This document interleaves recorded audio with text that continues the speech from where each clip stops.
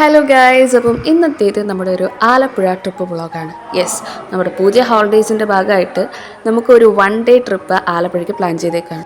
അപ്പോൾ ഇന്നത്തെ നമ്മുടെ ട്രിപ്പിന് കട്ടപ്പനയും നമ്മുടെ കുറച്ച് കസിൻസും കൂടെ ഉണ്ട്. അപ്പോൾ നമ്മുടെ വീട്ടിൽ നിന്ന് ഒരു 11 മണിയായപ്പോഴാണ് നമ്മൾ ട്രിപ്പ് സ്റ്റാർട്ട് ചെയ്തത്. യെസ്, ഏറ്റുമാനൂർ കൂടിയാണ് നമ്മൾ ട്രിപ്പ് പോകുന്നത്. അപ്പോൾ നമുക്ക് സ്റ്റാർട്ട് ചെയ്യാം.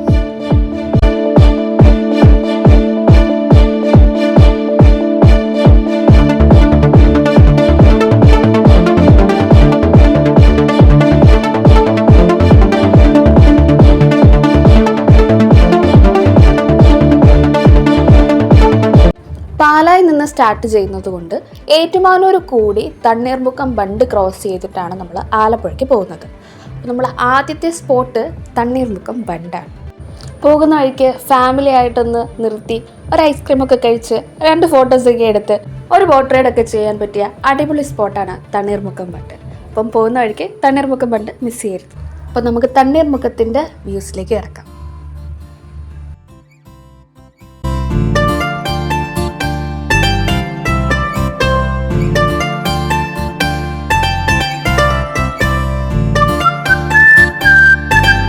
തണ്ണീർമുഖത്ത് നിന്ന് നമ്മൾ നേരെ പോയത് ആലപ്പുഴ കയർ മ്യൂസിയത്തിലേക്കാണ്.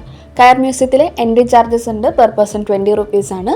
ഫോട്ടോസിനും വീഡിയോഗ്രാഫിക്കും നമ്മൾ എക്സ്ട്രാ ചാർജ് കൊടുക്കേണ്ടി വരും. അപ്പോൾ നമ്മൾ കയർ മ്യൂസിയത്തിലേക്ക്.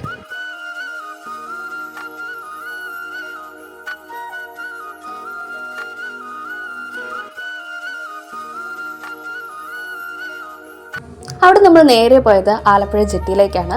ആലപ്പുഴയിൽ നിന്ന് ഒരു ബോട്ട് റൈഡ് ഞങ്ങൾ പ്ലാൻ ചെയ്തിരുന്നു. ഞങ്ങൾ ചൂസ് ചെയ്തിരുന്നത് ഗവൺമെൻറ് ബോട്ട് തന്നെ ആയിരുന്നു. 3:15 ആലപ്പുഴയിൽ നിന്ന് ഈ ബോട്ട് എടുത്തിരുന്നത്. നമ്മൾ നേരെ കൈനഗിരിയിലേക്കാണ് പോകുന്നത്.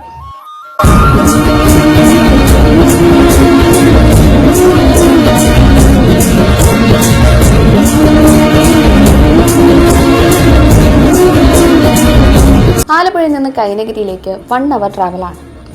കൈനഗിരിയിലെത്തി ഒരു ചായയൊക്കെ കുടിച്ച് തിരിച്ച് 4:30 കഴിയുമ്പോൾ നമുക്ക് അടുത്ത ബോട്ട് ആലപ്പുഴയിലേക്കുണ്ട്. അതല്ല എങ്കിൽ ബസ് വഴി നമുക്ക് തിരിച്ച് ആലപ്പുഴയിലേക്ക് എത്താവുന്നതാണ്. ബോട്ട് ആലപ്പുഴയിലെത്തുമ്പം ഏകദേശം 5:45-6 മണി റേഞ്ച് ആവും. അവിടെ നിന്ന് നമ്മൾ നേരെ പോയത് ആലപ്പുഴ ബീച്ചിലേക്കായിരുന്നു. നിങ്ങൾ ആലപ്പുഴയിലേക്ക് ഇറങ്ങുമ്പം കുറച്ച് നേരത്തെ ഇറങ്ങുന്നതായിരിക്കും നല്ലത്. ബിക്കോസ് ഞങ്ങൾ ബീച്ചിലെത്തിയപ്പം കുറച്ച് ഇരുട്ടിയിരുന്നു. അതുകൊണ്ട് ലൈറ്റ് ഹൗസ് വിസിറ്റ് ചെയ്യാൻ പറ്റിയില്ല.